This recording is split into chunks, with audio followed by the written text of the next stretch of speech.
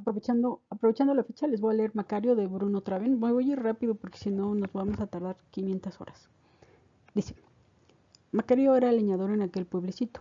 Padre de 11 hijos andrajosos y hambrientos, no deseaba riquezas ni cambiar por una casa bien construida el jacal que habitaba con su familia. Tenía, eso sí, desde hacía 20 años una sola ilusión. Y esta gran ilusión era la de poder comer a solas, gozando de la paz en las profundidades del bosque y sin ser visto por sus hambrientos hijos, un pavo asado entero. Nunca logró llenar su estómago hasta satisfacerse, por el contrario siempre se sentía próximo a morir de hambre, pese a lo cual todos los días del año, sin descontar los domingos y días festivos, tenía que dejar su hogar antes de que amaneciera para ir al bosque, del que regresaba al anochecer con una carga de leña a la espalda. Aquella carga que representaba todo un día de trabajo, la vendía por 2 reales y a veces por menos. Solo durante el tiempo de aguas, cuando prácticamente no tenía competencia, y mejor aún en los días feriados, como por ejemplo el Día de los Fieles Difuntos, en que la demanda era mayor por parte de los fabricantes de velas y de los panaderos, que horneaban toda clase de panes de muerto y calaveras de azúcar, llegaba a conseguir que le dieran hasta 3 reales por su carga de leña. 3 reales constituían una fortuna para su esposa, conocida en el pueblo como la mujer de los ojos tristes. Ella, de modo más marcado que su marido, producía la impresión de que se iba a desvanecer de hambre. Cuando Macario llegaba a su hogar al anochecer, tiraba la carga con un suspiro revelador de su agotamiento. Tambaleándose, tropezando, llegaba hasta el interior de la choza y sin hacer ruido se dejaba caer sobre una sillita primitiva que uno de los niños acercaba rápidamente a la mesa, igualmente tosca, sobre la que Macario extendía ambos brazos exclamando: «Ay, mujer, qué cansado estoy y cuánta hambre tengo. ¿Qué hay de comer?». Su mujer contestaba: «Frijoles negros, chile verde, tortillas, sal y té limón». La cena era siempre la misma, sin variación alguna. Él conocía la respuesta de su mujer desde mucho antes de llegar a su casa y hacía la pregunta simplemente por decir algo y para que sus hijos no le consideraran como una simple bestia de carga. Cuando aparecía la comida, servida en jarros y cazuelas de barro, él ya se había quedado profundamente dormido, por lo que su mujer tenía que despertarle diciéndole: «Macario, la comida está en la mesa». «Demos gracias a Dios por las mercedes que nos dispensas a nosotros, pobres pecadores», musitaba él, e inmediatamente empezaba a comer. No había tomado los primeros bocados cuando se percataba de que todos sus hijos le vigilaban con la esperanza de que no comiera mucho y dejara algo para que ellos pudieran repetir, ya que siempre su ración era insuficiente. Entonces dejaba de comer y se concretaba a beber el té limón. En cuanto vaciaba el jarro, murmuraba con voz plañidera: «Oh Señor, si por lo menos una vez en mi pobre vida pudiera comerme entero un guajolote asado, moriría feliz y descansaría en paz hasta el día del juicio final». A menudo no decía tanto y se conformaba con murmurar: «Oh Señor, concédeme aunque sea una sola vez todo un pavo para mí». Tantas veces habían escuchado sus hijos aquel lamento que ya no le prestaban atención, considerándolo como una forma de dar gracias después de la cena. Sabían que las mismas posibilidades de que su padre gozara de un pavo asado eran las que existían de que poseyera 1000 pesos oro, aun cuando hubiera rogado toda su vida por ellos. Su mujer, la compañera más fiel y abnegada que hombre alguno pudiera desear, sabía que su esposo no comía tranquilo y suficientemente mientras sus hijos lo vigilaran con ojos hambrientos, deseando hasta el último de sus frijoles. Esto la apesadumbraba, pues tenía buenas razones para considerarle como un buen marido, con cualidades que ni siquiera podía soñar que encontraría en otro. Macario nunca pegaba a su mujer, trabajaba tanto como a un hombre le es posible hacerlo y solamente los sábados en la noche solía reservarse 2 centavos para beberse un traguito de mezcal que ella misma compraba en la tienda, porque sabía que obtendría el doble de la cantidad que a él le darían por el mismo precio en la cantina del pueblo. Percatándose del excelente esposo que tenía, de lo mucho que trabajaba para mantener a su familia y de lo mucho que amaba a sus hijos, la mujer empezó a ahorrar hasta el último centavo de los pocos que ganaba lavando ropa y desempeñando trabajos pesados para otras mujeres del pueblo que gozaban de mayores posibilidades que ella.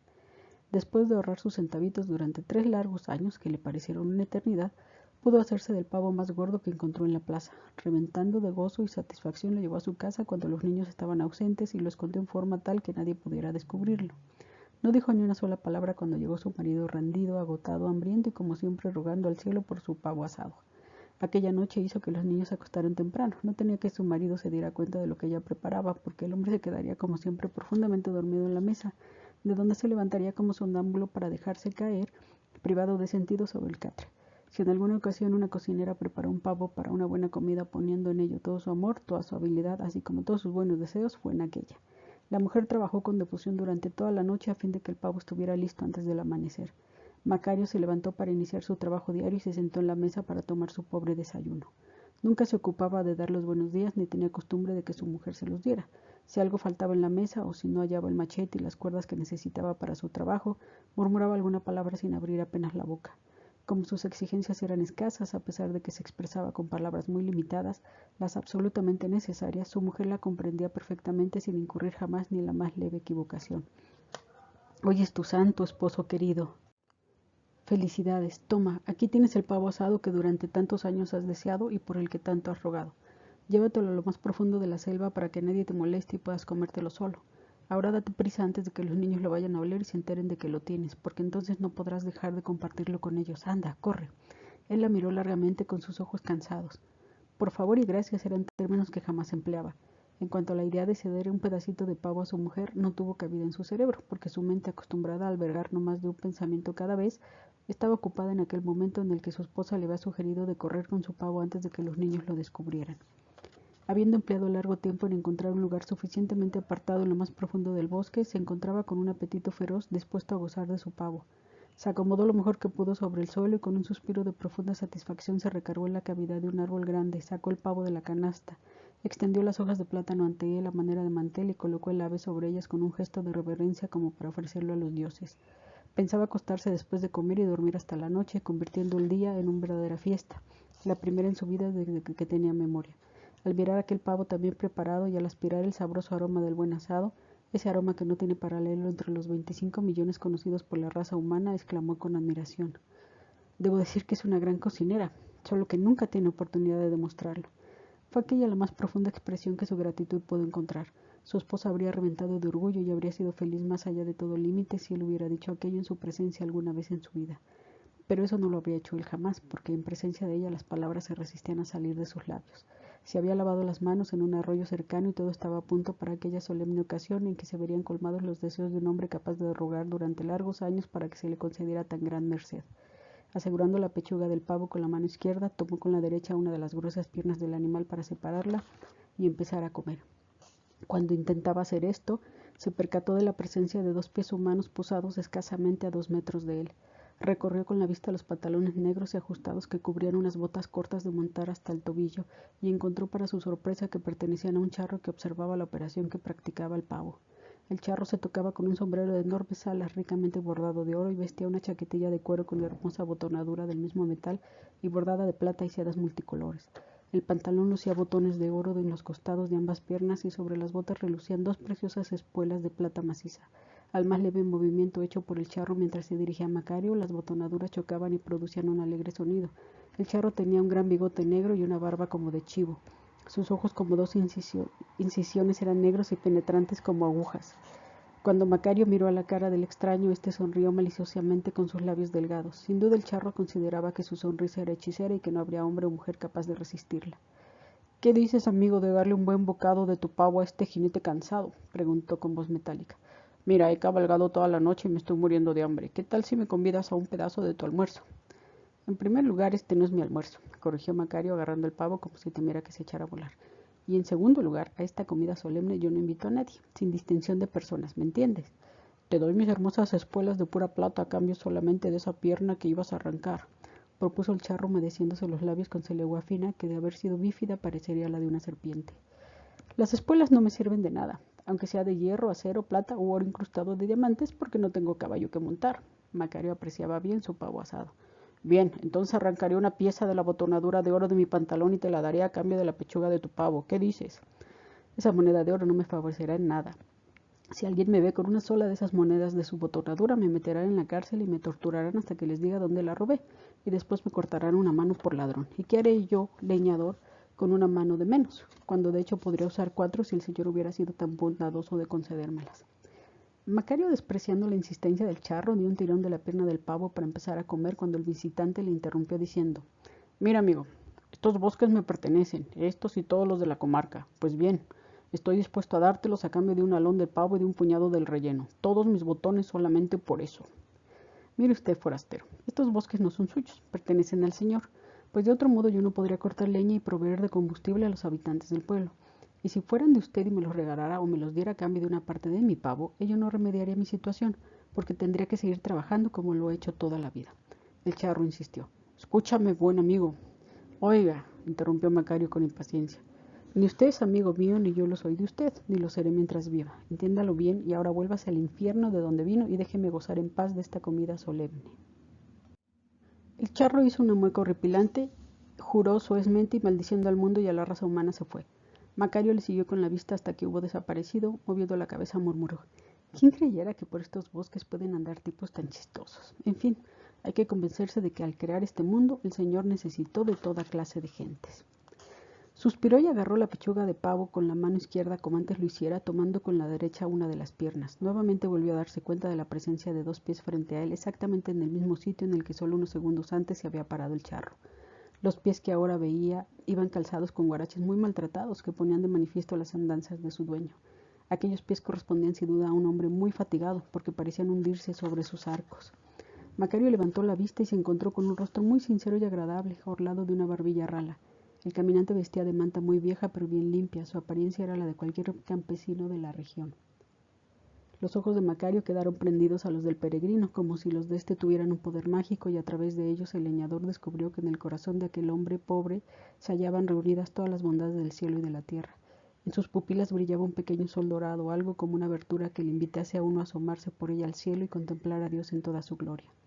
Con una voz en la que parecían escucharse las notas de un órgano lejano, el visitante dijo: Dame, buen vecino, como yo habré de darte algún día.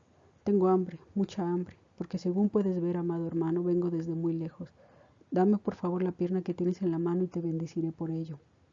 Con eso podré satisfacer mi hambre y recuperaré las fuerzas, porque todavía tengo que andar mucho para llegar a la casa de mi padre.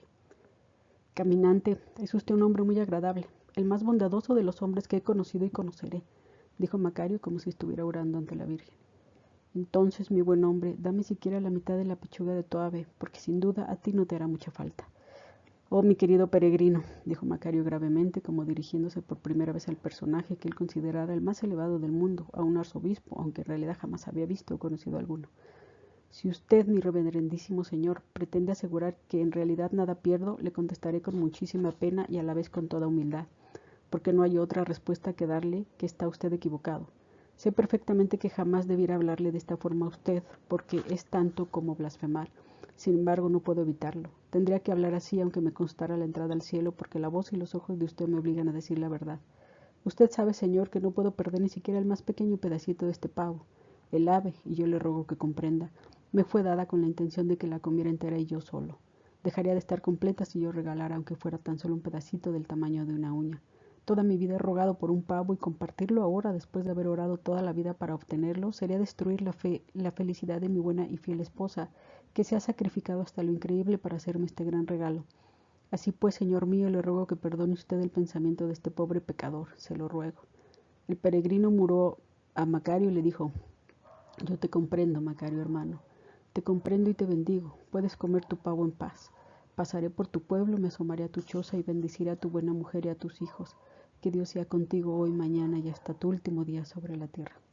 Macario, después de seguir con la vista hasta perderlo, al peregrino solitario movió la cabeza y se dijo: Realmente me da pena, estaba tan cansado y hambriento, pero yo nada podía hacer.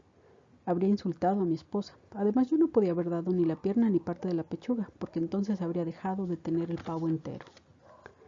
Volvió a agarrar la pierna del pavo para tirar de ella e iniciar su comida, cuando una vez más vio un par de pies frente a sí, que alzaban sandalias antiguas, y Macario pensó que el forastero debía de ser un hombre venido de tierras muy lejanas, porque nunca había visto sandalias como aquellas. Poco a poco fue elevando la vista hasta descubrir un personaje en el que el hambre se manifestaba en forma espantosa.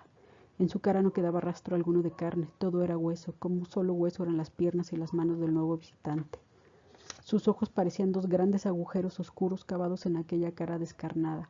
La boca estaba construida por dos hileras de recios dientes descubiertos por la carencia de labios. Se apoyaba en un largo bastón de caminar. Iba cubierto por una túnica azulina de una tela que no era ni algodón, ni seda, ni lana, ni material alguno conocido por Macario. Del cinturón descuidadamente colocado alrededor de la túnica colgaba una caja de caoba muy maltratada de la que partía el tic-tac de un reloj. Fue aquella caja que este personaje traía en lugar del reloj de arena fina que Macario esperaba ver, lo que confundió sus ideas acerca de quién podía ser el nuevo inoportuno. Al comenzar a hablar, el forastero lo hizo con una voz semejante al sonido producido por el choque pesado de dos trozos de madera. Ah, compadre, tengo hambre, muchísima hambre. No hay para qué hablar de ello, compadre, ya lo veo, dijo Macario sin mostrar el menor temor por la horrible apariencia del recién llegado. Ya que puedes verlo, no dudas de que necesito algo en el estómago. ¿No quieres darme esa pierna del pavo que te disponías a cortar?, preguntó el extraño visitante. Macario, lanzando una exclamación desesperada y levantando los brazos con el gesto de un ser humano vencido después de tener lucha, dijo: «Bien», y con voz plañidera agregó: «¿Qué puede hacer un mortal contra el destino? Nada. Tenía que sucumbir finalmente. Ya lo presentía. No hay escape posible. Hubiera podido gozar de gran aventura, pero el destino no lo quiso y así debe ser. Nunca tendré un pavo entero para mí solo. Nunca, nunca. Así pues, ¿qué hacer? Bien, compadre. Llénese la barriga. Yo bien sé lo que es tener hambre. Nunca he tenido otra cosa en mi vida. Siéntese frente a mí. Medio pavo es suyo. Gócelo». «Ah, compadre, qué delicia, qué agradable», exclamaba el visitante, restregándose las manos y sentándose frente a Macario. Al hablar movía sus hileras de dientes como si tratara de sonreír o de triturar algo. Macario no pudo explicarse lo que significaba aquella mueca de su huésped. Era difícil saber si pretendía con ello mostrar su agradecimiento o su alegría al verse salvado de un seguro desenlace fatal causado por inanición. «Partiré en dos el ave», dijo Macario al mismo tiempo que procedía rápidamente a hacerlo, pues temía la llegada de un tercer pedigüeño que redujera su porción a una tercera parte. «Vuelva su cara hacia atrás, por favor, compadre», recomendó Macario a su huésped inesperado, «porque voy a poner mi machete en medio de las dos partes y usted me dice cuál de las dos desea, si la del lado del filo de mi machete o la otra, porque así me parece más justo. Que usted escoja, ¿sabe? Para evitar dificultades o pleitos que yo no quiero. ¿Le parece bien, compadre?» «Perfectamente», contestó el convidado volviendo su cara hacia un lado, indicando a Macario la parte por él elegida. Comieron juntos y fue aquella una comida alegre, salpicada de flores de ingenio y de chistes jugosos por parte del huésped, así como de grandes risas y carcajadas por parte del anfitrión. «¿Sabe usted, compadre?», dijo Macario. «Al principio me desconcerté porque la figura de usted no está de acuerdo con la idea que tenía formada de los muchos retratos que he visto de usted en la iglesia. Esa caja de caoba que lleva usted colgada del cinturón con un reloj dentro me confundió y me dificultó el que lo reconociera prontamente». «¿Qué ha hecho usted con su reloj de arena, si no es indiscreción?» «Ninguna indiscreción, no hay secreto alguno en ello, y si lo deseas puedes decir al mundo lo que ocurrió con él. Verás, hubo una guerra en Europa, lugar que es precisamente por sus eternas guerras la parte del mundo en donde mis cosechas son mayores. Pues bien, ocurrió que en una cierta batalla tuve que correr de un lado para otro como si todavía fuera joven. Fui de la Seca a la Meca hasta quedar completamente extenuado y casi loco. Por ello no disponía de mucho tiempo para cuidar de mi persona, como lo he hecho siempre para conservarme bien, y parece que una bala de cañón mal disparada por un artillero inglés borracho se estrelló contra mi reloj de arena, y lo averió de tal modo que ya no fue posible al viejo herrero Plutón, a quien gustan esta clase de trabajos, componerlo. Busqué por donde quiera, pero no puedo encontrar uno nuevo, pues se han dejado de fabricarlos y solo existen algunas imitaciones que se usan como adorno entre otras chácharas inservibles. Traté de sacar uno de algún museo, pero me enteré horrorizado de que todos eran imitaciones y no había ninguno auténtico. Perdón, compadre, ¿qué es un museo? Ah, eso, pues te diré, Macario, son grandes salas que en muchos países europeos tienen los gobiernos para exhibir todo lo que han robado de otros países o que se han llevado como botín de guerra de los pueblos vencidos. En algunas naciones de América los tienen para que malos funcionarios tomen lo que les gusta y se lo lleven a su casa. Dejó de hablar durante algún rato, olvidándose del tema de su conversación, entretenido en saborear un bocado de carne blanca. Al cabo de la pausa continuó. ¿Qué íbamos, compadre? En los museos, en que todos los relojes de arena que había en los museos eran falsos, puras imitaciones. Cierto, así pues me encontraba sin un buen reloj de arena. Pero la buena suerte volvió a mi lado. Sucedió que poco tiempo después visité a un capitán que se hallaba sentado en su cabina, mientras su barco se hundía y la tripulación a salvo de los botes se alejaba remando. Aquel capitán, como todo buen capitán británico, se unía con su barco haciendo las últimas anotaciones en el libro de la bitácora. Cuando me descubrió parado a su derecha, me dijo: «Bien, señor, parece que ha llegado mi hora». «Así es, capitán», confirmé, sonriendo para hacerle el trance menos pesado y para que olvidase a los que dejaba. Entonces miró su cronómetro y dijo: «Señor, solamente le pido que me conceda 15 segundos para escribir las últimas líneas en mi diario». «Concedido», repuse yo, y él se sintió feliz de poder escribir la hora exacta, que era lo que le faltaba. Entonces yo, viéndolo tan feliz, le pregunté: «Dígame, capitán, ¿querría usted darme su cronómetro? Creo que podrá prescindir de él ahora que para nada lo necesita. A bordo del barco que guiará de ahora en adelante el tiempo carecerá de importancia. Se lo pido porque habrá usted de saber que mi reloj de arena fue deshecho por la bala de un cañón británico y creo justo obtener a cambio de él un cronómetro inglés». «Ah, entonces cronómetro se llama ustedes a este relojito de esta clase». «No sabía eso tampoco», interrumpió Macario. «Sí», dijo su acompañante sonriendo con sus dientes desnudos. «La única diferencia es que un cronómetro es 100 veces más exacto que cualquier reloj común. Bueno, compadre, ¿dónde íbamos esta vez?». «En que le pidió usted al capitán del barco su cronómetro, correcto. Bueno, Y así cuando le pedí que me diera ese precioso reloj, él me explicó, vaya, no podía usted pedirme nada mejor, ya que ese cronómetro es de mi propiedad particular y puede hacer con él lo que me plazca. Si perteneciera a la compañía naviera, me vería precisado a negarle ese compañero tan útil. Está perfectamente ajustado. Precisamente unos días antes de iniciar este viaje lo mandé a arreglar y le aseguro a usted que puede tener plena confianza de esta maquinita preciosa, una confianza 100 veces mayor de la que pudiera tener en su antiguo reloj de arena. Inmediatamente cogí este aparato fino y abandoné el barco que se encontraba ya totalmente cubierto por las aguas. Bueno, así es como llegué a hacerme con el cronómetro, olvidando el viejo reloj de arena de otros tiempos. Y he de decirle a usted, compadre, que este artefacto inglés trabaja tan a la perfección que desde que lo tengo no he llegado tarde a ninguna de mis citas. Es uno de los tantos favores que le debe la humanidad a los ingleses, en tanto que antes más de un sujeto para quien el ataúd o la canasta o el costal habían sido ya preparados se me escapaba. Y eso de escaparse así resulta mal, negocio para todos y especialmente para mí, pues con ello mi reputación se lesiona. Pero ya no volverá a ocurrir jamás. Así conversaron, bromearon, rieron juntos y se sintieron tan alegres como viejos conocidos que se encuentran después de largo tiempo de no verse. Sin duda el huésped de Macario gustó del pavo, pues tuvo un sinfín de alabanzas para la buena mujer que lo había cocinado también. De vez en cuando quedaba como fascinado por el encanto de aquella excelente comida y trataba de humedecerse los labios ausentes con una lengua que no tenía. Macario, sin embargo, sabía interpretar aquel gesto y entendía por él que su acompañante estaba satisfecho y se sentía contento a su manera. Antes de que llegase tuviste otros 2 visitantes, ¿verdad?, le preguntó en el curso de su conversación. Cierto, ¿cómo lo sabe usted, compadre? Yo tengo que saber todo lo que ocurre en el mundo, porque has de saber, Macario, que en cierta forma yo soy el jefe de la policía secreta bueno, tú sabes a qué me refiero. Porque el caso es que no me está permitido mencionar su nombre. ¿Reconociste a esos 2 visitantes? Desde luego. ¿O cree usted acaso que soy un hereje? Su huésped continuó. El primero era ese que tantas dificultades nos causa, el demonio. Ya lo sabía, dijo Macario convencido. Ese tipo puede presentárseme bajo cualquier disfraz. El que guste, que de todos modos lo conozco. En esta ocasión trató de engañarme presentándose vestido como un charro, pero cometió algunos errores en su disfraz, como pasa a todos los que no son auténticos. Por ejemplo, por eso no me fue difícil descubrir que era un falso charro, un impostor. ¿Por qué? Entonces, sabiendo quién era, no le diste un pedacito de tu pavo. Tú sabes que él puede causarte muchos daños. A mí no, compadre, yo conozco bien sus mañas y lo que él quería era atraparme. ¿Por qué había yo de darle parte de mi pavo? Claramente se veía que era rico, pues ostentaba tanto dinero que hasta lo llevaba cosido en los pantalones por fuera. Así pues, si hubiera querido, habría podido comprar no un pavo, sino media docena de pavos asados y 2 puercos al horno en la primera posada del camino. Por eso no le hacían falta ni mi pierna ni un solo alón de mi pavo. El segundo visitante era... Bien tú sabes a quién me refiero, lo reconociste, ¿verdad? Desde luego, ¿acaso no soy cristiano?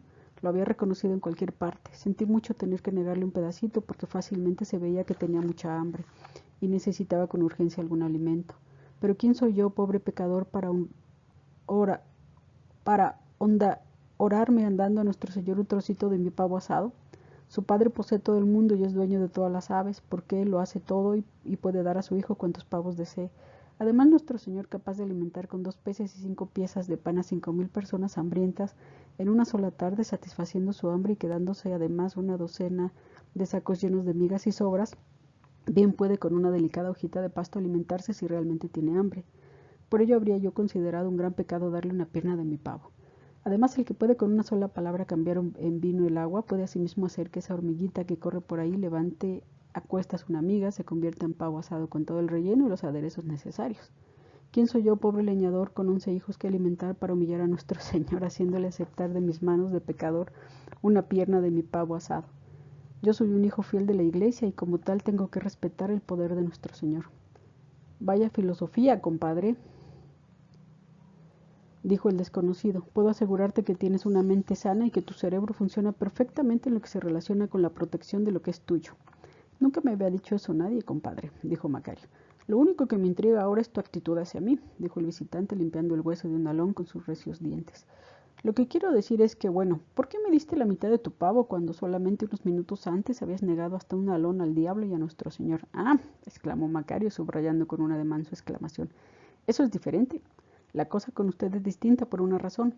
Yo soy humano y sé lo que es el hambre y lo que es sentirse morir de necesidad. Además, yo nunca he sabido que usted tenga poder para crear o transformar alguna cosa. Usted no es más que un servidor obediente del Supremo Juez. Tampoco tiene usted dinero para comprar algo, porque ni siquiera tiene bolsillos en su traje o lleva algún morral consigo. Es cierto que he tenido el mal corazón de negar a mi mujer un bocado del pavo que ella preparó para mí con todo su amor. Tuve el mal corazón de hacerlo porque siendo delgada como es, no se ve ni en una pequeñísima parte tan hambrienta como usted. Tuve voluntad suficiente para no darles a mis pobrecitos hijos, siempre deseosos de comer, algunos bocados de mi pavo, porque a pesar de lo hambriento que están, ninguno está ni en una pequeñísima parte tan hambriento como usted. Vamos, compadre, dijo el huésped, haciendo visibles esfuerzos por sonreír con los labios que no poseía. No le des tantas vueltas al asunto, eres en verdad muy ingenioso, pero dime la verdad, no temas lastimarme. Tú dijiste, cuando empezaste a hablar, que atendiendo a una razón me habías convidado. Ahora dime, ¿cuál es la otra? Bien, compadre, contestó Macario. En cuanto le vi comprendí que no me quedaba tiempo de comer ni una sola pierna y que tendría que abandonar el pavo entero. Cuando usted se aparece ya no da tiempo de nada. Así pues pensé, mientras él coma, comeré yo. Y por eso partí el pavo en dos.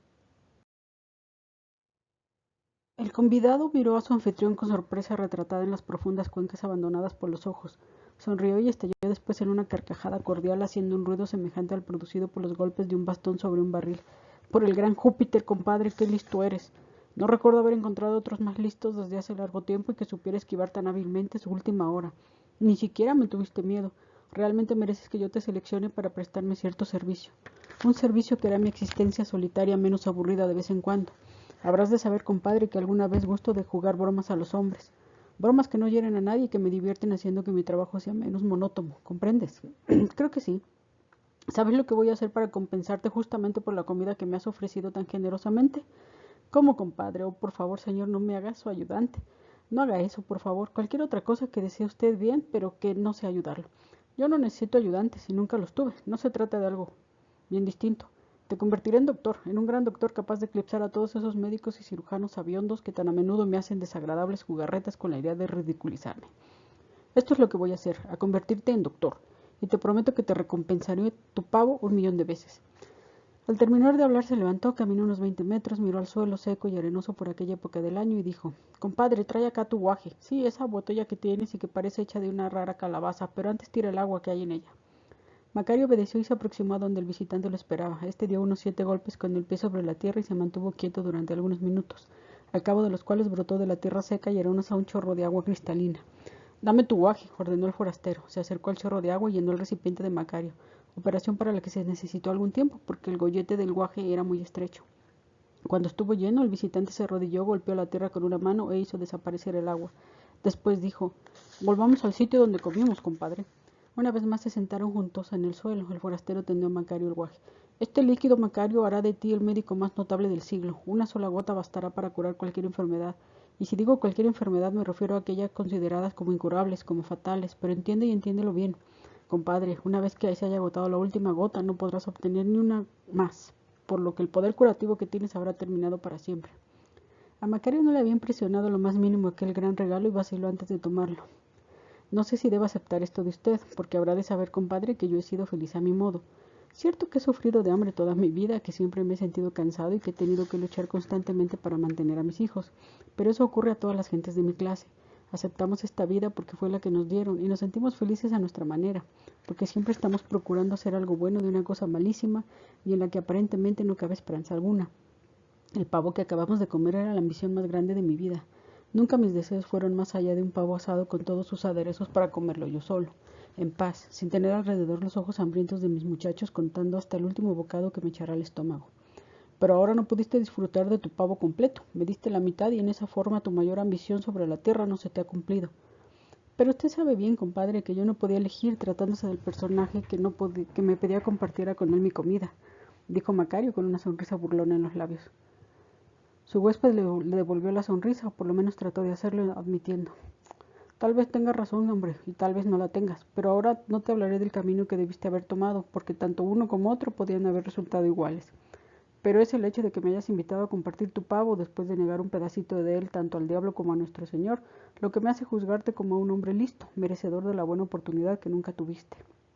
Después de meditarlo por un minuto, Macario dijo, si ello le complace y cree además que debe compensarme por la comida, llevaré conmigo el agua.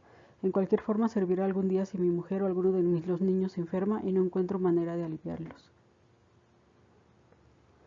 Perfectamente pensado y bien dicho, solamente que no debes olvidar que como todas las cosas en la vida, una vez que comiences tendrás que seguir adelante. No habrá manera de retroceder. Pues cuando cures al primer enfermo llegarán otros que querrán ser curados también. Debes usar una sola gota cada vez. Te verás acosado por los que sufren y no podrás negarte. Conozco el mundo, es el mismo desde que me encomendaron el trabajo que desempeño.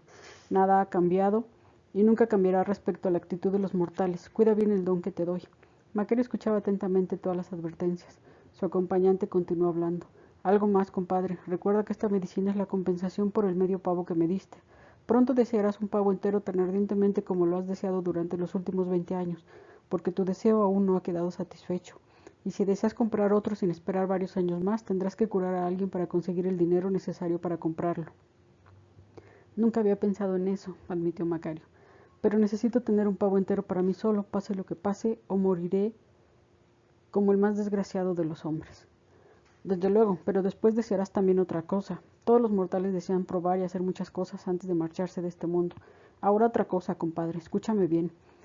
A donde quiera que te llamen para que atiendas a un paciente, allí estaré yo también. Nadie más que tú podrá verme. Cuando me veas parado a los pies de la cama de tu paciente, concrétate a poner una gota de la medicina dentro de un vaso de agua.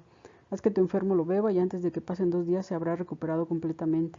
Pero si me ves parado a la cabecera del enfermo, no te tomes el trabajo de usar la medicina, pues mi presencia en ese sitio será señal de que el enfermo debe morir, sin que importen los esfuerzos que tú o muchos médicos hábiles hagan para arrebatármelo.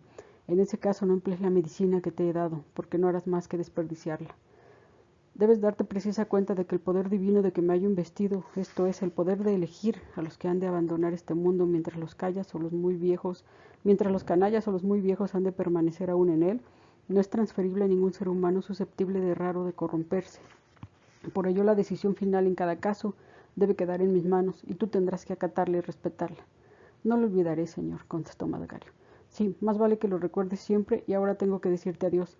La comida estuvo excelente, exquisita, diría yo, si comprendieras el significado de esta palabra.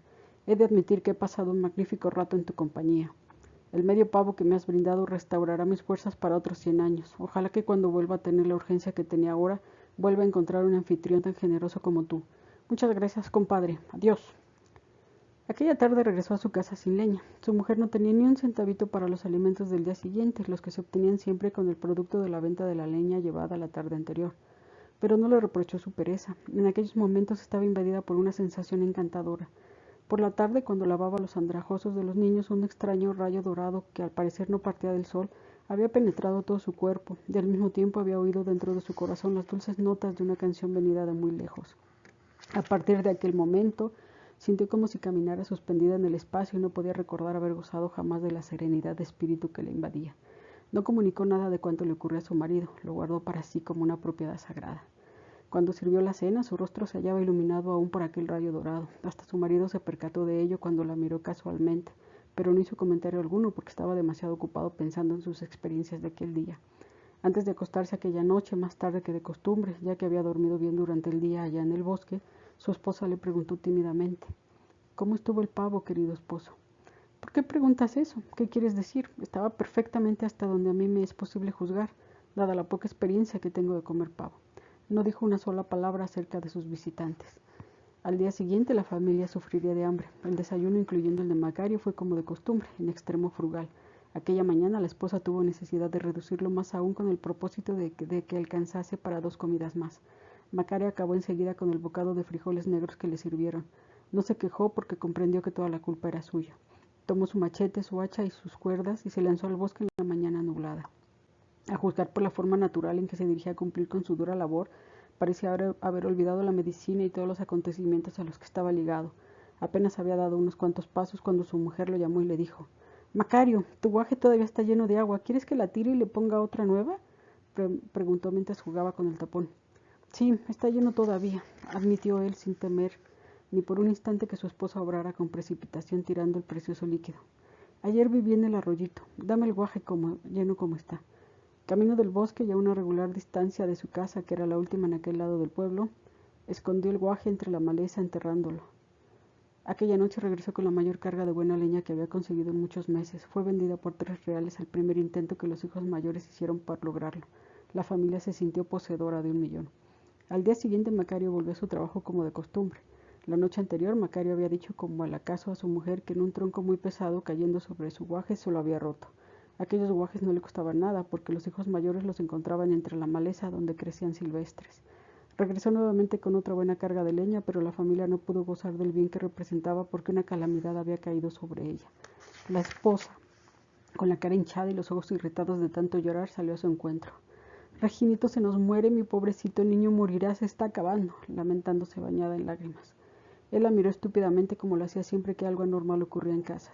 Cuando su esposa se apartó, notó la presencia de varias mujeres, unas de pie, otras sentadas en cuclillas próximas al sitio en el que el niño yacía.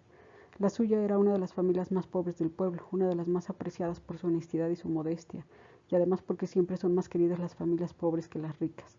Aquellas mujeres, al enterarse de la enfermedad del hijo del paupérrimo Macario, acudieron para ayudar a la familia, llevando consigo toda clase de raíces, hierbas y pedazos de corteza de las que usaban en caso de enfermedad. En aquel pueblo no había ni médicos ni medicinas. Como consecuencia de ello, tampoco había funeraria. Cada una de las mujeres había llevado una hierba diferente y cada una sugería un medio distinto para salvar al niño.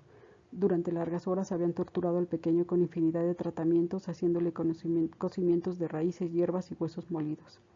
Comió demasiado, dijo una de ellas al ver que el padre se aproximaba al niño. Tiene los intestinos retorcidos y no se salvará. Otro corrigió. Está usted equivocada, comadrita, se trata de un cólico. Otra más agregaba. Hemos hecho todo lo posible, pero no vivirá ni una hora más. Uno de nuestros niños murió en la misma forma. Lo sé, por su carita puedo asegurar que ya está listo para volar al cielo. Pobre angelito. Sin prestar atención a los comentarios de las mujeres, Macario miró a su hijo, quien por ser tan chiquito lo quería con un cariño especial. Era el más pequeño de todos y gustaba de su sonrisa y de que se sentara de vez en cuando en sus piernas y le hiciera cariños en la cara con los deditos de sus manos. A menudo pensaba que la única razón que tenía para soportar su azarosa existencia radicaba en el hecho de que siempre a su alrededor había algún niño sonriendo inocentemente y golpeándose la nariz y las mejillas con los puñitos. El niño se moría, no cabía duda. El pedazo de espejo colocado por una de las mujeres delante de su boca no mostraba huellas de aliento. Los latidos de su corazón eran imperceptibles por la mujer que hacía presión con la mano sobre el pecho del niño. El padre se detuvo y miró a la criatura sin saber si debía aproximarse y tocar su carita o permanecer en el sitio en que se encontraba, o dirigirse a los otros niños que se amontonaban en un rincón del jacal, como si sintieran culpables de aquella desventura. Los pobrecillos no habían cenado y sabían que nada comerían aquella noche debido al terrible estado mental en que su madre se hallaba. Macario dio la vuelta, se dirigió a la puerta y salió sin saber ni qué hacer ni a dónde ir. La aglomeración en su casa no le permitía permanecer en ella. Estaba rendido de la dura jornada, tanto que sentía que las rodillas se le doblaban. Caminó automáticamente por la vereda que conducía al bosque para encontrar la paz que necesitaba. Al llegar al sitio en que por la mañana había enterrado el guaje, buscó el punto exacto, lo sacó y con una rapidez de movimientos olvidada hacía muchos años regresó al jacal. «Dame una taza con agua limpia», ordenó con voz alta al abrir la puerta. Su mujer se apresuró a cumplir sus deseos como si le hubiera inyectado nuevas esperanzas y en un segundo estuvo de vuelta con un jarrito lleno de agua. «Ahora todos ustedes dejarán el cuarto, salgan y déjenme solo con mi hijo, veré qué puedo hacer». «No tiene objeto, Macario, ¿no ves que se está muriendo? Más vale que te arrodilles y reces mientras expira», aconsejó una de las mujeres. «Han oído lo que dije y lo harán», contestó él secamente, contando así toda nueva protesta. Nunca le había oído a su esposa hablar tan bruscamente. Casi asustada, obligó a las otras mujeres a que salieran del cuarto. Macario se quedó solo, levantó la vista y vio a su invitado parado al lado opuesto. Este miró a Macario a través de los negros agujeros que tenía por ojos, vaciló, se encogió y lentamente se dirigió como si pesara aún su decisión hacia los pies del niño y ahí permaneció algunos segundos mientras el padre vertía una dosis generosa de la medicina dentro del jarrito del agua. Al ver que su amigo desaprobaba aquello con un movimiento de cabeza, Macario recordó que la dosis no debía exceder de una gota, cantidad suficiente para curar. Pero era demasiado tarde. El líquido no podía restituirse a la botella porque se había mezclado con agua fresca. Macario levantó la cara del niño y esforzó su boquita exánime abriéndola y vertiendo un poco de líquido dentro de ella, cuidando de que no se desperdiciara. Pero para su regocijo, notó que una vez que la boca del niño se humedecía, éste empezaba a beber voluntariamente, terminando por consumir todo el líquido que contenía el jarrito. No bien la medicina hubo alcanzado el estómago cuando el niño empezó a respirar con libertad. El color volvió lentamente a su pálido rostro y movió la cabeza en busca de acomodo. El padre esperó algunos instantes más y al ver que el niño se recobraba con rapidez milagrosa, llamó a su mujer. Una mirada bastó a la madre para arrodillarse ante el niño gritando: «Bendito sea Dios y la Virgen, gracias, gracias, Dios santo, mi nene vivirá». Al escuchar la explosión, todas las mujeres que habían estado esperando afuera se precipitaron al interior y viendo lo que había ocurrido durante la permanencia del padre con el hijo, se santiguaron y miraron a Macario como si fuera un extraño el que vieran por primera vez. Una hora más tarde, todo el pueblo se había reunido en la casa de Macario para ver con sus propios ojos si era cierto que las mujeres habían publicado con gran rapidez. El niño, con las mejillas sonrosadas, Con los puñitos apretados contra su barba, reposaba dormido. Claramente se veía que todo peligro había pasado. A la mañana siguiente, Macario se levantó a la hora usual, se sentó para tomar el frugal desayuno, buscó su machete, su hacha, sus cuerdas y, taciturno como siempre, dejó el jacal para salir a los bosques a cortar leña. Llevó consigo el guaje que contenía la medicina y lo enterró en el mismo sitio en que lo había ocultado con anterioridad. Continuó su vida de siempre durante 6 semanas, al cabo de las cuales, una noche de vuelta a su hogar, encontró a Ramiro que estaba esperándole para suplicarle que fuera a ver a su esposa, que se encontraba enferma hacía 4 semanas y se hallaba agonizante. Ramiro era el tendero principal del pueblo y el hombre más rico del lugar. Le explicó que había oído hablar del poder curativo de Macario y que deseaba que lo probara con su joven esposa. Tráigame una botellita, una botella pequeñita de la que tiene en su tienda. Aquí lo esperaré, pensando mientras en lo que puedo hacer por su esposa. Ramiro trajo el frasquito. ¿Qué vas a hacer con esta botellita, Macario?, preguntó con curiosidad. Ya verá usted, vaya a casa y espéreme allí. Necesito ver a su mujer para decir si puedo curarla o no. Nada le ocurrirá mientras llego, no se preocupe. Entre tanto necesito salir al campo y buscar algunas hierbas que conozco. Salió, buscó su guaje, llenó hasta la mitad del frasquito de cristal con la medicina, volvió a esconder el guaje y se dirigió hacia la tienda de Ramiro, instalada en una de las 3 casas de ladrillo del pueblo. La mujer se hallaba próxima a morir, su estado era el mismo que aquel en que Macario había encontrado a su hijito. Ramiro le miró interrogante. Macario le pidió que lo dejara solo con la enferma. Ramiro obedeció, no sin sentir celos de su joven y bella esposa, bella a pesar de hallarse agonizante y con quien hacía menos de un año que se encontraba casado, y púsose a observar a través del agujero de la llave lo que Macario hacía. Próximo a la puerta, la abrió repentinamente para pedir un vaso de agua. Ramiro, con la cara pegada a la cerradura, no pudo moverse rápidamente y cuando Macario tiró con fuerza, cayó de bruços dentro de la pieza. No es un acto muy encomiable, don Ramiro, dijo Macario al advertir lo que el celoso hacía. Solo por eso debía negarme a devolverle a su esposa. No la merece y usted lo sabe. Ramiro se detuvo sorprendido. No comprendía lo que ocurría. No podía explicarle cómo era posible que el más pobre y humilde hombre de la aldea, aquel modesto leñador, se atreviera a hablarle en esos términos a él, el más rico y encumbrado, el señor a quien difícilmente el alcalde se habría atrevido a interpelar en aquellos términos. Pero Macario, al ver que Ramiro parado ante él, humillado con gesto de mendigo, temblando ante la idea de que se negara a devolver la salud de su esposa, comprendió súbitamente que había adquirido un gran poder y que hasta el altivo Ramiro le reconocía la facultad de hacer milagros. Ramiro le pidió humildemente que lo excusara por haber atisbado y le rogó en forma lastimera que salvase a su esposa, que en menos de 4 meses le daría un hijo. ¿Cuánto pedirás por devolvérmela sana y fuerte como era? No vendo mi medicina. No soy yo el que le pone precio. Es usted, don Ramiro, quien debe fijar el precio. Solo usted sabe el valor que su esposa tiene para usted. Así pues, usted dirá cuánto. ¿Serán suficientes 10 monedas de oro, querido Macario? Es el equivalente de 10 monedas de oro lo que su mujer vale para usted. No lo tomes en esa forma, Macario. Desde luego que ella vale más para mí que ningún dinero. El dinero me será posible adquirirlo cualquier día, cualquier Dios me lo permita. Pero si mi mujer muere, ¿me será posible encontrar otra como ella? No, en toda la redondez del mundo. Te daré 100 monedas de oro, pero por favor, sálvala. Macario conocía a Ramiro bien, demasiado bien. Ambos habían nacido y crecido en el pueblo. Ramiro, hijo del comerciante más rico del lugar, ocupaba ahora su sitio. Macario, hijo del leñador más pobre, le había sucedido hasta en el hecho de tener la familia más numerosa de todas. Macario conocía a Ramiro perfectamente y sabía que una vez que le devolviera la salud a su esposa, trataría de regatear todo cuanto pudiera el pago de las 100 piezas de oro. Si Macario no accedía, tendrían sin duda una larga y agria disputa. Pensando en ello, dijo: tomaré las 10 piezas de oro que me ofreció en un principio. Ah, Macario, gracias, te lo agradezco. Te lo agradezco de veras, y no por la rebaja, sino por la buena voluntad. Nunca olvidaré lo que has hecho por nosotros, te lo aseguro. Mi gran esperanza es que también el nonato se salve. Será, dijo Macario, seguro de su éxito, pues había visto a su convidado en el sitio bueno. Ahora tráigame un vaso de agua, ordenó Ramiro. El agua fue traída y Macario conminó al comerciante, diciéndole: no se atreva usted a espiar nuevamente, porque si lo hace puedo fallar y usted será el único culpable. Así pues, recuerde, no debe espiar ni vigilar. Ahora déjeme solo con la paciente. En esta ocasión Macario tuvo gran cuidado de no usar más que la dosis indispensable del valioso líquido, y hasta trató de dividir en 2 una gota. Por su conversación con Ramiro se percató del valor incalculable de la medicina, capaz de convertir en humilde mortal a aquel altanero rico, hasta el grado de inducirlo a humillarse ante el modesto leñador, único que podía administrarle y salvar la vida de su esposa. Al darse cuenta del hecho, no obstante la lentitud con que su mente trabajaba, Macario tuvo la visión de lo que podía alcanzar olvidando su oficio de leñador y dedicándose únicamente a la aplicación de su medicina. Naturalmente, la quinta esencia de un futuro feliz era para él la posesión ilimitada de pavos asados. Al tratar de dividir la gota en 2, Macario se volvió a su compañero en busca de consejo. Este hizo un signo aprobatorio con la cabeza.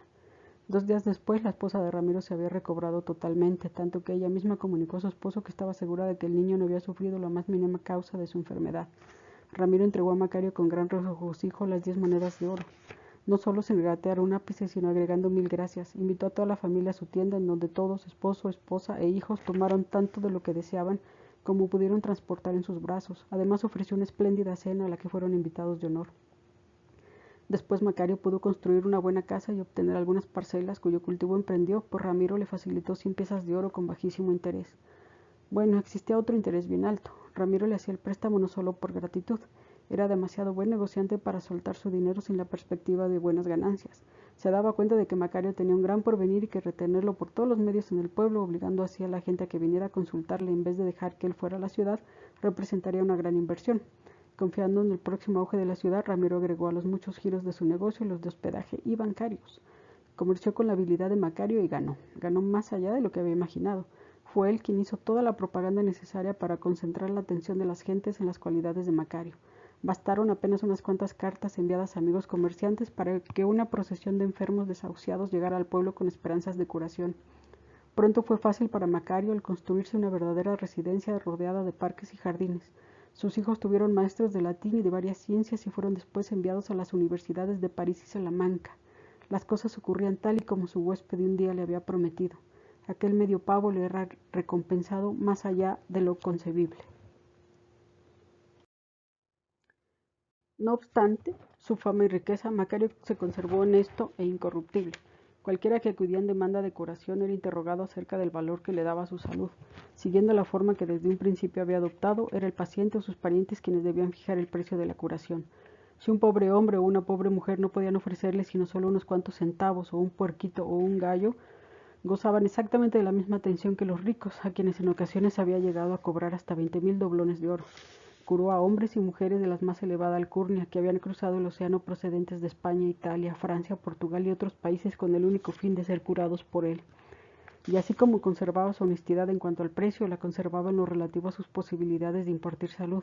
Si alguien lo consultaba y él tenía la certeza de no poder hacer nada, atendiendo a la actitud de su huésped, no cobraba en absoluto por la consulta. Todas las personas, sin excepción, aceptaban su veredicto final sin discusión. No intentaba en absoluto arguir con él una vez que declaraba su impotencia para ayudarlos. Más o menos salvaba a la mitad de las gentes que le consultaban, la otra parte eran reclamadas por su socio. Ocurría muchas veces que durante semanas enteras no le era dado curar a un solo paciente, porque su socio decidía lo contrario. Al principio de su práctica había logrado dividir cada gota en 2, más tarde en 4 y después en partículas pequeñísimas, valiéndose de un sinfín de mañas. Pero a pesar de estas y de cuantos esfuerzos hacía por reducir sus dosis cada vez más, la medicina disminuía en forma alarmante. En el primer mes de su ejercicio había vaciado el contenido del guaje en botellas de cristal oscuro perfectamente selladas para evitar que el líquido escapara evaporándose a través de los poros del guaje. La última botella había sido abierta meses atrás y cierto día Macario se percató horrorizado de que en ella quedaban a lo sumo 2 gotas. Consecuentemente decidió hacer saber que se retiraría y que no curaría a nadie más. Había envejecido y pensó que ya tenía derecho a pasar tranquilamente los últimos años de su vida. Además, deseaba reservar las 2 últimas gotas de medicina para su familia, especialmente para su amada esposa, a quien ya había tenido que curar 2 veces en los últimos 5 años, ocasiones en que la posibilidad de perderla le había llevado a considerar lo insoportable que para él sería esa pérdida. Justamente por aquellos días ocurrió que el hijo de 8 años del virrey don Juan Marqués de Casafuerte, el más alto personaje de la Nueva España, enfermó. Fueron llamados los médicos más famosos, pero ninguno pudo hacer nada por el niño. Todos aceptaron que el mal era desconocido para la ciencia médica. El virrey había oído nombrar a Macario, pero debido a su dignidad, educación y elevada posición política y social, lo consideraba como merolico, más aún como ese era el nombre que le daban los médicos acreditados con un título universitario. La madre del niño, sin embargo, menos dada a la dignidad cuando de la vida de su hijo se trataba, molestó tanto al virrey con su insistencia que éste finalmente optó por llamar a Macario. Macario no gustaba de viajar raramente, dejaba su pueblo y cuando lo hacía era para dirigirse no muy lejos, pero una orden dada por el virrey en persona debía atenderse o pagar con la vida a la desobediencia. Así pues, tuvo que ir. En presencia del virrey se le dijo lo que de él se esperaba. Aquel no daba crédito a los milagros que se decía habían sido realizados por Macario. Se dirigió a él en los términos que había empleado para hablar a cualquier leñador nativo. No he sido yo quien te ha llamado y quiero que esto quede perfectamente aclarado. Mi esposa es quien ha insistido en traerte aquí para que salves a nuestro hijo, que según parece no hay sabio médico que le pueda curar. Quiero que comprendas claramente ahora que en caso de que en realidad cures a nuestro hijo, te daré la cuarta parte de mi fortuna y tendrás además derecho a pedir cualquier cosa que te guste en palacio, no importa cuál sea ni qué valor tenga. Aparte de todo eso, yo mismo te expediré una licencia que te acredite para ejercer la medicina en cualquier parte de la Nueva España con los mismos derechos y privilegios de que puede gozar cualquier médico titulado. A ello se agregará una carta con mi sello por medio del cual te convertirás en persona con fuero a la que no habrá policía ni soldado que pueda arrestar ni acción penal injustificada que le pueda alcanzar. Creo que la recompensa por tu servicio será regia. Macario hizo un signo de asentimiento sin decir palabra. El virrey continuó. Las promesas que te hago son apegadas a las sugestiones hechas por su Alteza, la marquesa, mi esposa. Y cuando yo prometo algo lo cumplo. Pero ahora debes escuchar mi opinión. Si fracasas en salvar a mi hijo, te entregaré al alto tribunal de la Inquisición bajo el cargo de hechicería y de pacto con el diablo, por lo que serás quemado vivo públicamente en la Alameda. El virrey se detuvo para espiar la impresión que su amenaza causaba a Macario. Este palideció, pero nada dijo. ¿Has comprendido bien lo que te he dicho? Preguntó el virrey. He comprendido, Alteza, dijo Macario brevemente con un ligero temblor y haciendo una torpe reverencia. Ahora yo personalmente te llevaré junto a nuestro niño enfermo. Sígueme. Entraron al cuarto del niño al que dos hermanas de la caridad vigilaban impotentes tratando solo de que estuviera cómodo. La madre no estaba presente. Se hallaba por orden del médico de cabecera confinada en sus habitaciones. El niño descansaba sobre una camita de madera fina, pero sin grandes adornos. Macario se aproximó al enfermito y miró alrededor buscando ansiosamente a su viejo convidado. Se palpó la bolsa del pantalón para asegurarse de que llevaba el frasquito de cristal que contenía las últimas gotas de la medicina que aquel lejano día le había dado su extraño huésped. Después dijo al virrey: ¿Sería usted tan amable, Alteza, de dejar la pieza por una hora, ordenando a todos que la abandonen a fin de que pueda yo quedar solo con el paciente? El marqués titubeó, temeroso de que aquel campesino, un indio ignorante, hiciera algún daño al niño cuando se quedara a solas con él. Al percatarse Macario de la expresión de desasosiego del virrey, recordó la primera curación que había hecho a un extraño a la mujer de Ramiro, el comerciante de su pueblo. Ramiro había vacilado, al igual que el virrey, en abandonar la pieza, cuando él se lo había pedido a fin de quedar a solas con la enferma. Aquellos dos casos eran los únicos durante su larga práctica en los que hubiera la duda pintada en el semblante de los familiares. Macario se dio a cavilar si tendría alguna significación en su destino que en aquel momento, cuando solo le quedaban 2 gotas de la medicina, otra persona que solicitaba el gran servicio expresara duda en su semblante y no confiara en él, que era la única persona que podía prestárselo. Por fin se encontró a solas con el niño y de pronto vio aparecer a su antiguo convidado parado a la cabecera del enfermo. No había vuelto a hablar entre sí una sola vez desde aquella en que compartieran el pavo. Siempre cuando se encontraban en la pieza de un enfermo se concretaban a cambiar unas cuantas miradas. Macario nunca le había pedido favores especiales. Nunca le había reclamado a alguno de los enfermos que aquel decidía llevarse. Hasta había dejado que tomara 2 de sus nietecitos sin la menor protesta. Pero en esta ocasión todo era diferente. Si fracasaba, sería quemado vivo en la plaza pública, acusado de hechicería y de tener pactos con el diablo. Sus hijos, que gozaban todos de elevada posición, caerían en desgracia por la condena que la Santa Inquisición le impondría y que era la más infamante muerte que podría sufrir un cristiano. Todas las propiedades que poseía y que pensaba que heredadas en sus hijos y nietos le serían confiscadas como bienes mal habidos para pasar a manos de la Iglesia. No le importaba perder una fortuna que nunca había tenido gran importancia para él, pero lo que le preocupaba sobre todo era la felicidad de sus hijos y más que la de ellos, la de su mujer, en quien pensaba intensamente en aquel terrible momento de su vida. Ella se volvería loca de pena cuando supiera lo que le había ocurrido a él en aquella gran ciudad tan lejana de su hogar, al sentirse incapaz de ayudarlo o por lo menos de confortarlo durante las pocas horas que le quedaban en la tierra. Y fue por ella, no por él, por quien en aquella ocasión decidió pedir a su socio que tuviera consideraciones especiales. «Dame a este niño, por favor», le rogaba. «Démelo en nombre de nuestra vieja amistad. Yo nunca le he pedido favor alguno a cambio del medio pavo que se comió tan gustoso en aquella comida a la que le invité cuando tanta necesidad tenía. Entonces usted me dio voluntariamente algo que yo no le pedía. Ahora sí pido a usted que me dé a este niño. Verteré la última gota de la medicina y romperé el frasco para que no quede ni siquiera un cristalito húmedo que pudiera aprovecharse para otra curación. Por favor, deme este niño. No es por mí por quien se lo pido, es por mi fiel, leal y amada esposa. Usted sabe, o por lo menos puede imaginar lo que significa para una familia cristiana que uno de sus miembros se ha quemado vivo en la plaza pública. Por favor, déjeme a este niño. No tomaré ni tocaré las riquezas que me ofrecen por curarlo. Mire, señor, cuando me encontró yo era un hombre pobre, pero era feliz a mi manera. No me importa volver a ser tan pobre como entonces. Estoy dispuesto a cortar leña nuevamente como cuando usted me encontró por primera vez. Lo único que le pido es que por favor me dé a este niño, por aquella comida. ¿Recuerda, compadre? Su interlocutor le miró largamente con los ojos negros y profundos agujeros de sus ojos. Si tenía corazón, sin duda lo consultaba en aquellos momentos. Parecía concentrarse deliberando consigo mismo sobre aquel caso para encontrar la mejor solución posible. Sin duda alguna tenía órdenes de llevarse al chiquillo. No podía expresar sus pensamientos con gestos ni con miradas, pero su actitud ponía de manifiesto claramente su deseo de ayudar a Macario. Aparentemente en este caso particular era imposible encontrar una solución que conviniera a ambos. Descansó por largo rato la vista en el niño, como profundizando y balanceando el ruego de Macario contra el destino final de la criatura. Volvió a ver a Macario con compasión y profundamente turbado. Movió la cabeza visiblemente con gran tristeza, como el que se siente sin poder alguno ante esta situación desesperada.